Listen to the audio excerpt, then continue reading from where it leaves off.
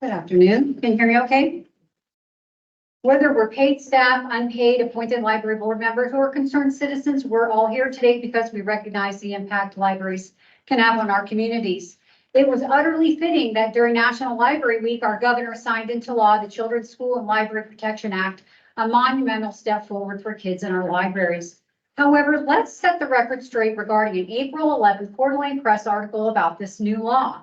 CLN's director Eccles laughably claimed CLN to be, quote, ahead of or in front of library and community issues, unquote. In fact, only after over a year and a half of a vociferous and unrelenting public pressure campaign at CLN and, quote, the theatrics of reading passages out loud, unquote, as Chairman Windisch asserts, plus the multiple denials by CLN's board, amazingly, a revised policy was passed one day before the election filing deadline for the two trustees running for re-election.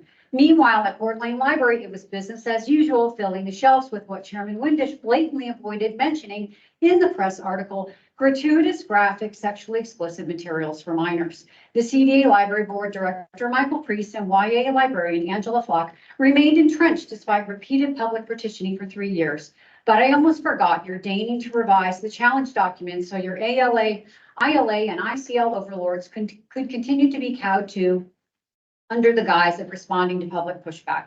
So Clean Books for Kids has made the Coeur d'Alene Library famous or infamous by spreading the word about a mere sliver of what's been found in your stacks. I noticed last night that one of these books, which CDA carried, let's talk about it, with multiple graphics of masturbation, pornography, has already been removed from your collection. But per this archive screenshot of the filing, it had 4 holds. So there was demand for it, despite that it was removed. Interesting.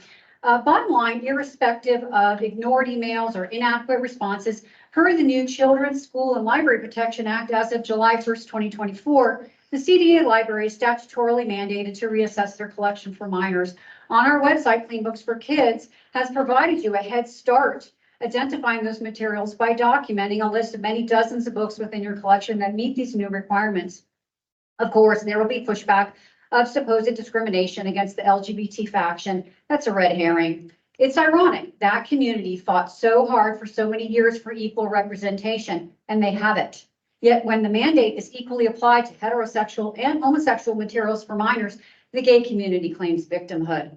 Nevertheless, sexually explicit is simply and exactly that, regardless of persuasion. There's no carve out for any faction. So you can continue to spin, obfuscate, condescend, and ignore patrons, but you cannot ignore the law. Patrons, parents, and concerned citizens will continue to be vigilant to ensure this new law is implemented.